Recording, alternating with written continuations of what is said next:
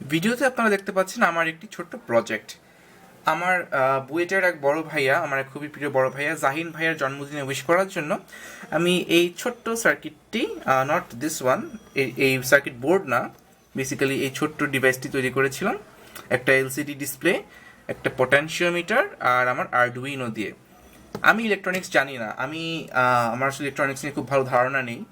আমি বেসিক উচ্চ মাধ্যমিকের ইলেকট্রনিক্স পর্যন্তই আমার ধারণা, কিন্তু তা সত্ত্বেও আমি আরডুইনো ব্যবহার করে মোটামুটি একটি কমপ্লেক্স কাজ করতে পেরেছি। অর্থাৎ একটি এলসিডি স্ক্রিনের ডিসপ্লেতে আমি লেখা দেখাতে পেরেছি।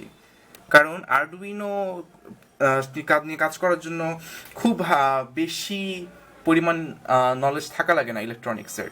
তো আরডুইনো কিভাবে কাজ করে, মানে Arduino how does this work, আমি কিভাবে এই আরডুইনো বোর্ডে এই লেখাটা দিয়ে বা এই লেখাটা দেখালাম আর কি, বা আরডুইনো দিয়ে কিভাবে আদৌ কাজ করা যায়। এর উত্তর হচ্ছে আরডুইনো আপনি ব্যবহার করলে আপনি সি ল্যাঙ্গুয়েজে প্রোগ্রামিং করতে পারবেন এই ডিভাইসের চিপটিতে। অর্থাৎ আপনি আপনার কম্পিউটারে সি প্রোগ্রামিং ল্যাঙ্গুয়েজ দিয়ে এই চিপটির জন্য প্রোগ্রাম লিখে চালাতে পারবেন এই চিপের। এই যে এখানে দুটো মাইক্রো কন্ট্রোলার আছে, এই মাইক্রো কন্ট্রোলারে আর কি। তো আপনি বেসিক্যালি এখানে কিছু পিনস আছে দেখতে পাচ্ছেন, কতগুলো সকেটের মতো আছে, এগুলোকে বলা হয় আমাদের পিন ইনপুট আউটপুট পিন আর কি। তো এগুলো ইনপুট পিন থেকে ইনপুট নিয়ে আউটপুট পিনে এটা আউটপুট দিতে পারে, এবং মাঝখানে ইনপুট আউটপুট প্রসেসিং সিস্টেম আর কি। ইনপুট থেকে প্রসেস দেন আউটপুট।